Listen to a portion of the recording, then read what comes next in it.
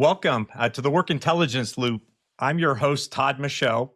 Today, we're joined by a leader who's helping organizations rethink how AI and human judgment come together at work, particularly in the highly regulated, trust-driven industries like financial services, meaning credit unions and banks. I'm excited to welcome Pete Lunenfeld, who is the founder and CEO of CurrentWave AI. He and I have had the opportunity to speak many times and share war stories about what it is to be a founder or CEO of a young innovation company. Pete sits kind of at a unique intersection. He's able to see how technology, strategy, and systems thinking come together.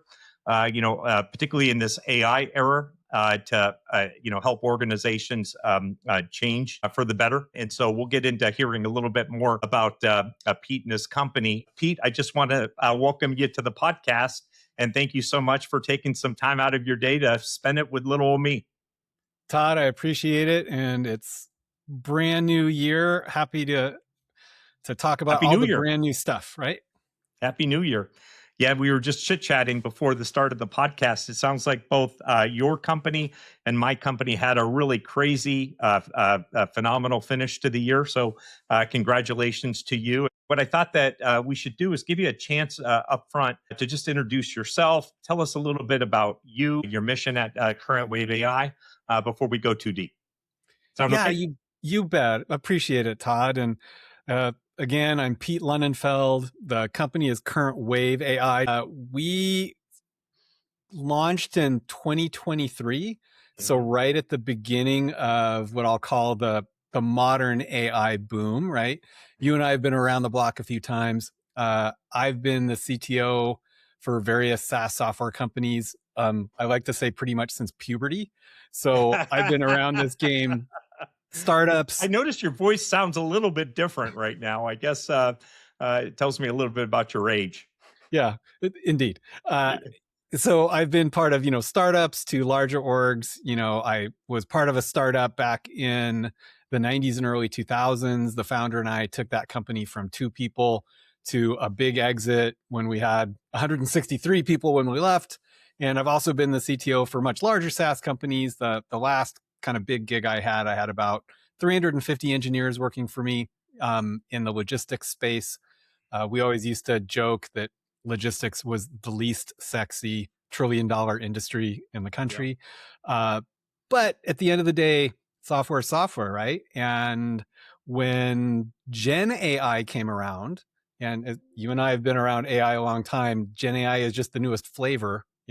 We've been doing the machine learning and data science stuff for a while, but I realized that there was some opportunities in the Gen AI space because there are 1,000,001 problems to solve. I knew a lot of people were going to try to solve the home run problems. Yeah. I've spent my career solving the unsexy problems, right? And realized there was an awful lot of really cool work to do that wasn't necessarily the stuff that's going to get you on the front page of the newspaper, but is going to solve real problems for real people. And that's how CurrentWave came to be. And you blink and it's 2 years later. And, gosh, at the beginning of the year, so many things to think about, right? Entrepreneurship, AI in general, like what's happened in the last 2 years, what's the future of work going to be, all the way down to my little niche, my little corner of the world, which is knowledge management and how we use AI to improve that little tiny but really important thing. So Todd, what should we talk about, man? There's like 100 things. Why don't we just start right there? So go a little bit deeper on what is knowledge management, because that's a certain category of software. Not everybody will know what it means. And so we'll get everybody on the same playing field. You bet. And the funny thing is everybody knows what it means. They just don't know they know what it means. So they're not knowledgeable that they know what it means. Is that what you mean? And we're going to manage them for the knowledge. Yeah. No, knowledge management is just kind of a catch-all for how, as an organization, do you organize all of the information, let's call it knowledge, that your employees need or your customers need to get their work done. We primarily focus on the employee-facing part. So if you're a financial institution, which is the core of my business, It's all of the policies and procedures and processes and training materials and job aids. The list goes on, that if one of your people, whether they've been there 10 years or 10 days, has to do something, you probably have it written down somewhere. Yeah. The trick is, how quickly can your person get to what they need when they need it, and do so accurately and consistently? And so what makes it so Pete, what makes it new? Because at first blush, it's been around for a while, right? And so obviously you're infusing it with new AI techniques. Help to kind of explain old knowledge management from new knowledge management, because my sense is that you're driving a transformation on how it's done. That's right. If anybody listening has used SharePoint or built an intranet or has a network drive with a bunch of folders in it where they throw all their PDFs and Word documents, you've done knowledge management. You just probably haven't done it well. Yeah. And it turns out that in our new AI land, there's really 3 distinct legs of the stool. The first is the obvious one. We call it the retrieval leg. Yeah. Which is, okay, let's say you have SharePoint now, or you have a bunch of PDFs in a network drive.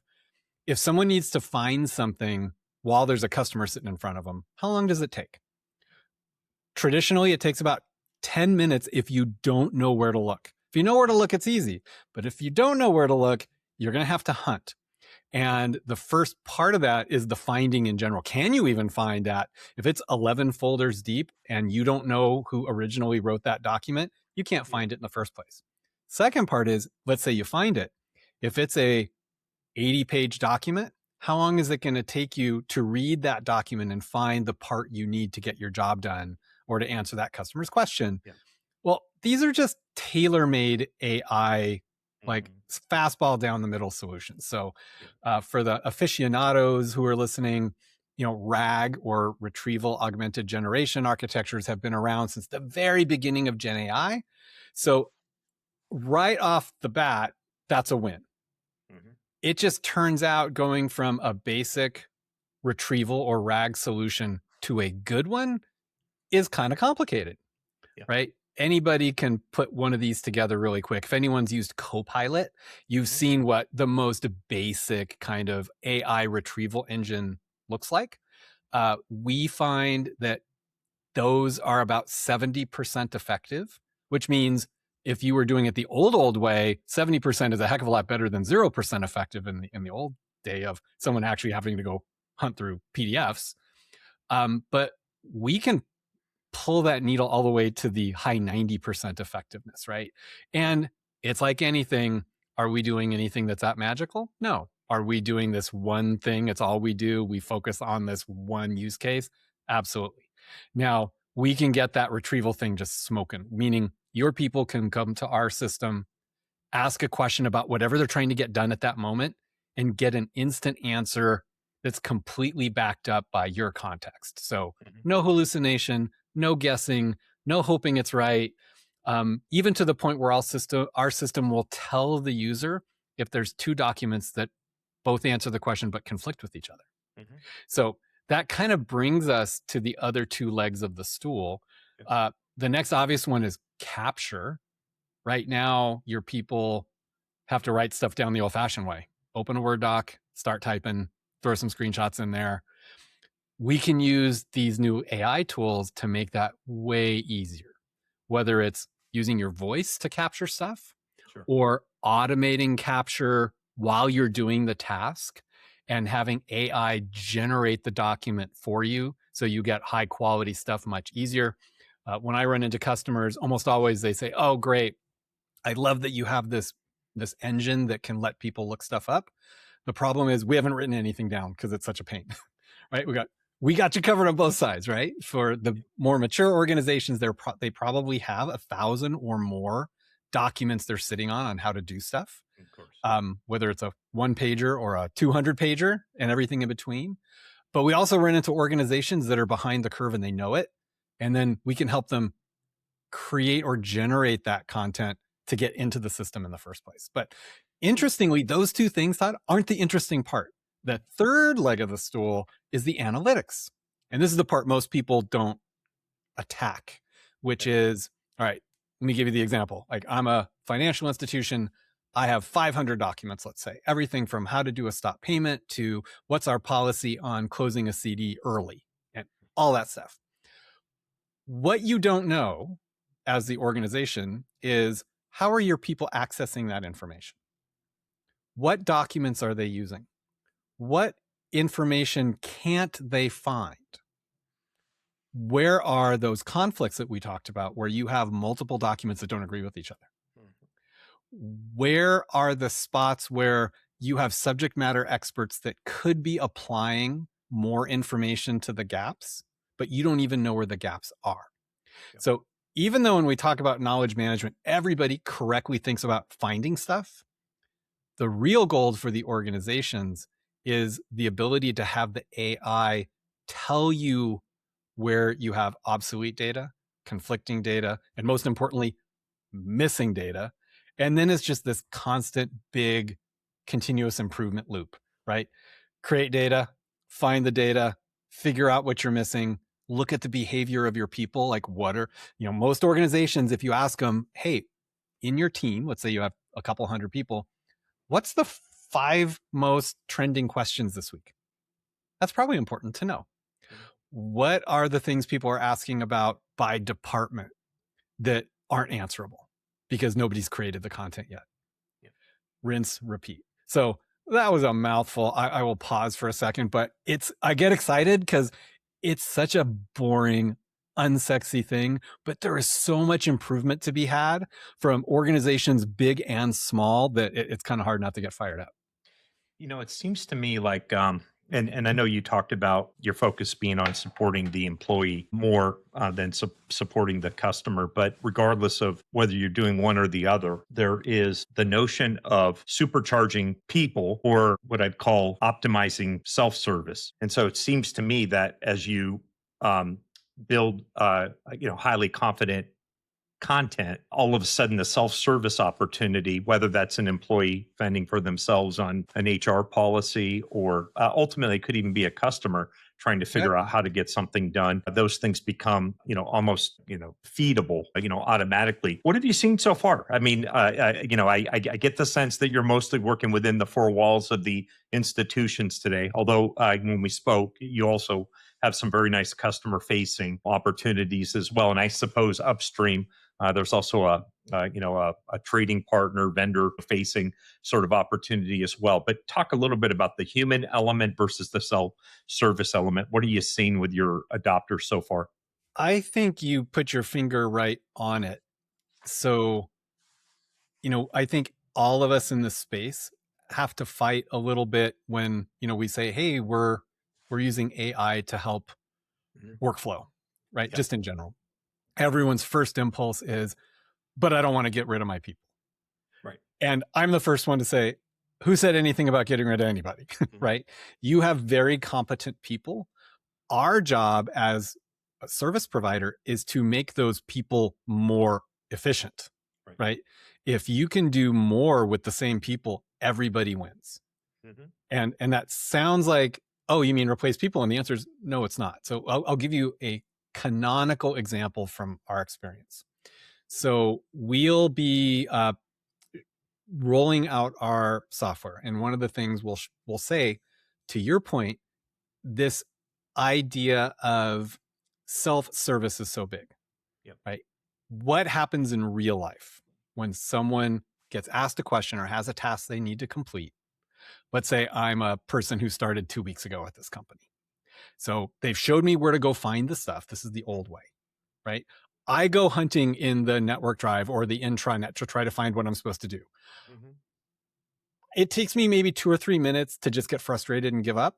And then I'm outside my boss's office tapping Todd on the shoulder. Hey, Todd, sorry to bother you again, but can you remind me how to do X? Now, Todd, you're my boss. You are happy to help me. That's part of your job. But we've been tracking that happens 50 to 60 times a day for a busy supervisory team. Like, let's say for a call center or in some kind of retail environment, like in the financial institutions, like think of a bank branch. Yeah. Now, let's roll to using software like ours, well, we can drop that interruption rate by like 70%. Yep. Now, did we get rid of anybody? Absolutely not. What we did is now that supervisor can go back to supervising and not being a walking Wikipedia entry because his people or her people can't find what they need, right? Yeah. And here's the wonderful thing about it is if I'm that employee that's been there 2 weeks or 2 years, it doesn't matter. Every time I had to step away from the customer to go talk to my boss, did that make me look like I really knew what I was doing and I was super competent? No, it made me look like I didn't know what I was doing. And humans, right? Nobody likes that feeling. So yeah, we roll out the software because we're telling management, hey, you're going to increase productivity by, 15, 20%, which is great. But the really neat side benefit is those just frontline employees look and feel smarter to the people they have to interact with, whether it's on the phone or face to face, because instead of having to say, "Ooh, I don't know, I'm sorry, can you give me a few minutes? I'll be back in 10." Right. Right? They can just say, clickety click. Oh, by the way, here's what you do: A, B, C, X, Y, Z. So that part's super fun. I imagine that, um, we have these organizations that we serve that know that they're messy, that know that they're storing things in 15 different places. That's if they have strategy for where they're going to retain stuff. You talk about SharePoint or other places that are nice, organized places to put stuff. But the reality is, most organizations, keep stuff in lots of different places, and they're going to continue to be messy.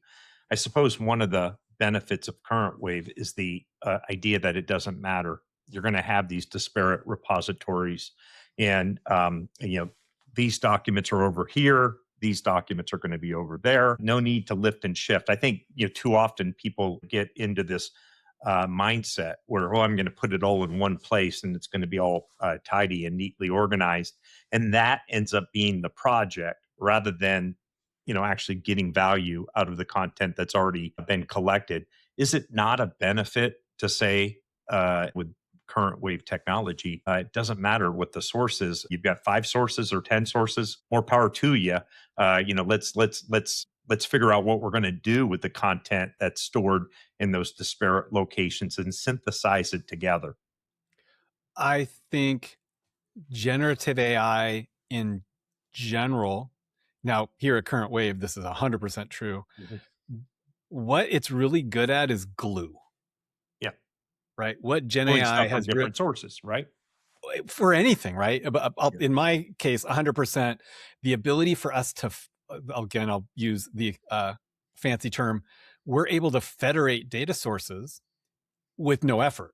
Yeah. Right. So you have SharePoint, we grab that data. Yep. You have an intranet, we grab that data. You have a bunch of PDFs in a folder, 11 deep in your network drive, we grab it, right? It doesn't matter to our system where it comes from.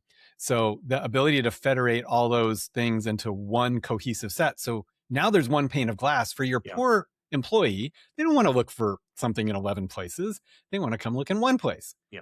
And it didn't cost you anything to build it, right? The setup. You become the one place. That was my previous point. Even though the raw content is coming from 15 places, you become the one place. Now, when you're getting at that disparate content, how does it work? Does the client have to give permission? Okay, this stuff's sitting over in SharePoint, so the platform's going to get credentials to go get that content, and this stuff's sitting perhaps in a document repository. Credentials need to be granted. Just talk a little bit about how the tech actually gets connected to the source, and then from there we'll go down the journey a little bit. Yeah, there is lots of ways to skin the cat. We come at it from a ground state of assuming we get access to nothing, right? So we do a lot of business with folks who are in just sensitive or regulated industries. Banking is an easy example everyone kind of gets. The last thing they want is us to have tentacles into their firewall, right? So we're really easy to work with in that if it's, let's say, SharePoint, they will give us access to only the drives and folders they want us to have access to. If it's a network drive, they literally just pull that data out and give it to us. We don't sit inside their network at all. Okay. And then, of course, there's lots of other data sources. Confluence is a good example, Zendesk, any places where we have API access capability, we can fetch data to.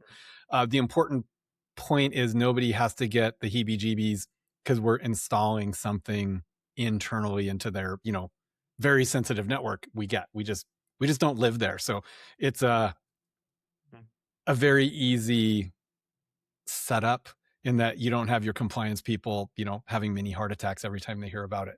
And it also makes the time to go live a day or two instead of weeks and months. It is interesting. I would think that with certain use cases, even the most rigorous compliance team would want your platform to get proper permission for, as you said, that narrow set of information, even if there was something happening on their network. I understand in a perfect world, nothing ever runs on the client network, but we're not there by a long shot. So it sounds to me like that could be situational based upon the use case. If we're dealing with content that is secured, needs to be secured. I'm presuming that you'll use a methodology for getting at that content. And then I take your point that when the content, may be something that can be externalized or opened up, it sounds like you have a number of solutions for that, as well. Yeah, I think the key takeaway is that we are kind of built to be, if you think, let me take a step back for those of us who've been around a little bit, this idea in security of least privilege is key, least privilege, right? Yeah. We are the classic least privilege vendor, right? Yeah. We walk in on day one with no access to anything. And you can incrementally give us a little access here and a little access there. And that's all we need, as opposed to maybe different applications kind of need to start with access to everything and then get cranked down. Yep. We're just easy because we work the other way. We start least privilege and then can get ratcheted open if necessary. Are you taking advantage of any of the open source or major, AI providers, or is this IP that you've created or some hybrid? All the above. It's like any good organization, we're all about the low fruit, right? So with the Microsoft stack, like SharePoint, Graph API is their one-stop shopping to anything Microsoft, whether it's Teams, Outlook, SharePoint. We use that like crazy, right? Because it's lowest common denominator for a lot of the organizations we work with. And then it gets more complicated depending on how customized you want to get. But we always start easy first. Yeah, that makes perfect sense. Yeah, it sounds like it's going really well for you. And the first thing that comes to mind, just in terms of the adjacency between your business and my business, is these standard operating procedures that some organizations have. How well maintained they are, over a time horizon, they diminish with time, and of course there ends up being gaps. And very often we miss the corner cases that come up so frequently. It seems like that would be a really terrific use case, but I understand that you're doing much, much more than that. It sounds like you've got a broad aperture around, where you get the information, how do you train, humans, where to, go get it. Talk to me about some of your most interesting use cases so far. You can be generic, so we don't have to use anybody's name, but give me some killer thing or things that you did for, a client or two. Yeah, so there's a good list. So I'll try to kind of cherry pick some fun ones. We do a lot of financial institution stuff. A lot of those folks are just, I'll call it retail focused. They're dealing with their end users in a very retail environment, whether it's a call center or, folks in a branch. And our very first customer, before they hired us, had some really good metrics. And they knew they had a classic Pareto 80-20 split, that when someone called in their call center, 80% of the time, that agent knew the answer off the top of their head, well-trained, experienced, all that. 20% of the time, they had to go hunting for what Yep. they needed. And their average hold time in that 20% was over 10 minutes. Yep. And when I first heard that, I'm like, nah, that can't be right. That just sounds too long. But it was not. Sounds too short when we start to think about the airlines and no, you can't get it done in 10 minutes. Right. No way. No. Right. And it's average, right? Not max, average. And when we rolled out our knowledge management software, we dropped their average hold time to 10 seconds. Yeah. Just because some huge percentage of the time that answer was there, it's just people couldn't find it. Or maybe they could find it, but it just took a while for the human to sit there and read it. Yep. Right? The AI is not just doing the searching. The AI is also doing the reading and the comprehension as well. And that's sometimes we forget that our humans, even if we give them the right document and it's 30 pages, that poor person has to sit there and read it, right? That, by the way, read it while someone's on hold, which is no fun, right? So that was a huge win for us. We had another customer, or have another customer in a totally different industry in accounting, and their niche is taxation. Yeah. And so their problem was they have all these really highly trained accounting folks, but I learned this. Do you know how many jurisdictions there are for taxation? Oh, yeah. That's crazy. Yeah. Every state, every county, every city, each one has different rules. Yeah. So what we were able to help them with is these folks who did not need any help with the knowing how to do accounting, but couldn't remember what's the Cuyahoga County process for filing a tax extension.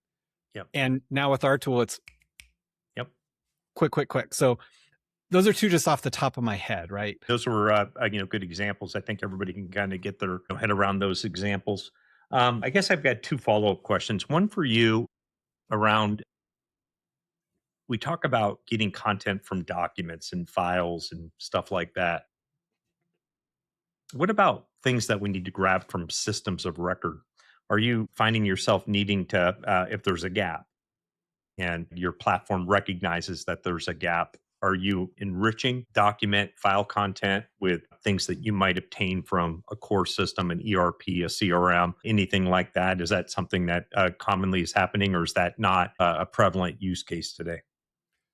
Boy, it's so interesting. Let me tell you what I thought was going to happen 2 years ago when I started, and let me tell you what actually happened. So in these kind of retrieval pipelines, we call it, the system doesn't really care what you get as long as you can get it. Yeah. Right. So my company's, let's call it sweet spot, is what we call unstructured data. Unstructured, right? 100-page PDF or a website. We're really, really good at aggregating, consuming, indexing that stuff so you can find what you need. In a way, structured data, like a record in a database about a customer, is even easier, right? Because it's cleaner. Yeah. What ended up happening with us is I just assumed we would be baking those retrieval mechanisms in. And we do have some customers where that's exactly the case. We have a customer that's an insurance company. In this case, even though we focus on the employee facing part, we do have customer facing tools as well. So on their web app, there's a chat icon. We've all seen them before. That's us on the back end. And someone can say, hey, I need to check the status of my claim. And if they have the claim number and they've authenticated, we can go grab from that database, hey, your claim was paid yesterday. You should get the check by Tuesday. It was paid for $37. Yeah. But that's not really where we ended up going. There was so much richness in the unstructured content that the added hurdle you have to jump through to get the system of record or structured content, meaning like, let's take a core system for a bank or a credit union. That's not trivial to get access to, both from a strict technology point of view, but also the security and compliance point of view, that the vast majority of our customers have a stop at the unstructured part. Sure. Because it's insta-win. Yeah. They can get that 10-minute to 10-second conversion in a day. Whereas if we were trying to do, like, let's say a core integration, who knows how long, right? Depending on the thing. So So the answer is yes, but we've been as surprised as probably everyone else that we've had that kind of sweet spot of the unstructured data Sure. and kind of stuck with it. Yeah, low-hanging fruit, obviously, right? A lot more of it. And then, of course, when we start merging content from a system of record like a CRM system with the volumes of content that's being processed, all of a sudden you can start to think about personalized engagement for either that employee Sure. user, the customer end user, the supplier, whatever it happens to be. That's where I was going. So I think I kind of killed my two questions with one Oh, stone there. But and then one other, like, just a question for you. So all of these organizations have also got a variety of business intelligence systems. And it seems like some of the insights in these BI systems would be meaningfully valuable to a knowledge management environment. If you had many use cases yet where you're, consuming not just the document content, not just the system content, but actionable insights because someone hit a threshold. I now know to do X or Y or whatever it happens to be. You see any fusion occurring with decisioning systems in your ecosystem?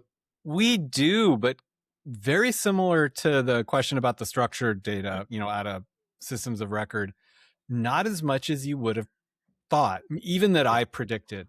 And I'll make a real general observation that you can tell me if this kind of jives with what you've seen with your business. If you'd have asked us as AI experts 2.5, 3 years ago, I would have 100% thought there would be the rise of the monolithic AI system that's going to run each business. Yeah. I think what we've seen is the opposite. What we've seen is fragmentation and specialization. Yeah. Now, with the exception of some of the big labs like, OpenAI or Anthropic or Google, they have these big kind of monolithic things, but they've really kind of sidelined for a very specific purpose. All of the other business use cases have gotten to be, when I say kind of segregated, I don't mean in a bad way. I mean, like everything else we see in life, there's a reason that certain vendors get really good at certain things. Yeah. And I think we've seen that with AI and even though it surprised me, now with some hindsight, I'm like, oh, of course. There's a reason the guy who makes cars doesn't also make tennis rackets, right? If you're in the business of building a big, bold, audacious horizontal platform, you can't focus on the small problems, which of course creates the opportunity for CurrentWave AI, Hulu, other vertical AI solution providers who understand the pain points in particular industries, departmental functions. And that's a big, exciting opportunity. That's where the action is. And again, we know that it's going to be a big company that wins, or big companies, I should say. I don't know if you remember, man, it would have been 24 when OpenAI started adding capability to ChatGPT. Yeah, Like they wiped out hundreds of startups like overnight yeah, yeah, because those startups really weren't doing anything other than yeah, wrapping yeah, the LLM. yes. And even though there was some, creative destruction there, as the economists call it, it made sense, right? Because which of us is trying to one up the guy who's got a couple $1 billion to throw at a problem, right? That's right. Yeah, Like for current wave, yeah, we use language models, yeah, but they're like 15% of the solution. A yeah, that's right. super important part, but if all we were doing was what Gemini was doing or Claude was doing, we're just waiting for the clock to tick to zero and we're gone, right? You This is so predictable, but it's amazing how many people didn't predict it. If that Yeah, makes sense. for me, I'm almost on the other side of it. I think that it's amazing, to me, how broad and impactful these big platforms are. But buyers out in the financial services sector too often think that AI is, I'm going to drop Copilot or I'm going to use chat, and that They're not thinking that they're going to have 12 to 15 AI solutions. And, and I like to remind, customers and prospects that we're talking to is that there's no such thing as a software company that is funded, that is scaling, that is not also an AI company. AI isn't something you're buying. It's something that tech companies are using to provide outcomes. And I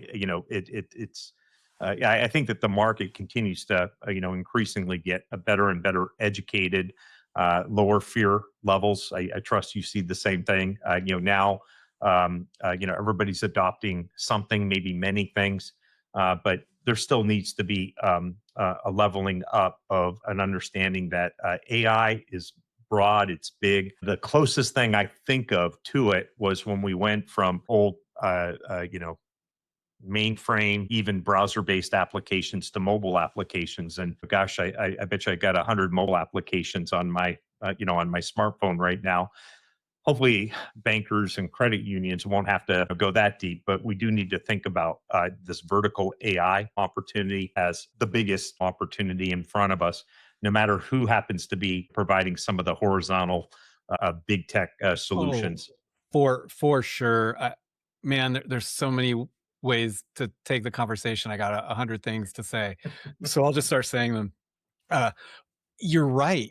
I mean, think of when, Microsoft came out with Windows. Yeah. Other software companies didn't vanish. Yep. They just now had a platform to build on. When, Apple came out with the iPhone, they didn't erase everybody. They created a platform for everybody else to build on. These AI, labs are just creating more fertile ground for everybody to do amazing things. Speaking of AI, what I'm going to do is I'm going to go into a lightning round.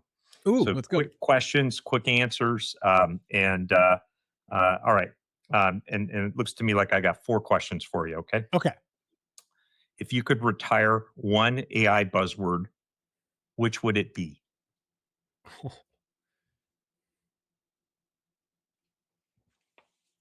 I'm going to say the word AI. It's gotten so poisoned, right? I just want to hear about what problem you're solving with what application. Take AI out of it. Yeah. We got to be careful, with some of our clients, they, it's HuluLoop.ai. I think it's CurrentWave.ai. And of course, some are like blocking those, internet extensions now. Okay. Here's number 2. The future of work intelligence is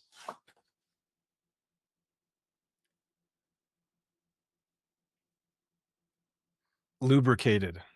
okay. All right. Okay. That's, I wasn't expecting that, but I got it. It makes perfect sense. Friction free, right? All right. If you could fix one thing about how companies handle their internal knowledge management today, what would it be? I think understanding, forget about what I sell. For the folks in software land, you'll know what I'm talking about. The instant you write a line of code, it is now debt. Yeah. The instant you write down a process or procedure, it is obsolete. It's just how quickly and how ugly does it get before you fix it? Yeah. I think if folks realize that their knowledge is no different than a line of code, in that once you've written it, it needs to be fixed already, then you have the right mindset to do it proper. Yeah. That's clever. Yeah, I agree with that. It's almost stale the minute you give birth to it, right? At least it gets staler over time, just like fresh baked bread. At some point, it gets pretty crispy. Yeah. Or the chicken in my fridge. Yes. Oh gosh, you better throw that stuff out. All right. In as few words as possible, describe what the power of well deployed AI is in your world. I think it's just effort multiplication. Yeah. Or another way to say it is drudgery reduction. Right? Okay, I like that. That's true. That's excellent. Well, I'll tell you, Pete, you've been an amazing guest. I've enjoyed our chat. You took knowledge management and you made it exciting. You said it wasn't very sexy. Sounds like it's a sexy business to me. Congratulations on all of your success. It seems like your business is really doing quite well, and I've enjoyed our interactions. And thanks for being on the Work Intelligence Loop podcast. I really appreciate having you.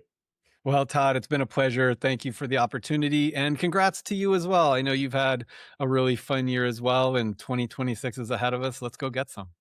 All right. Well, thank you so much. Nice spending time with you today.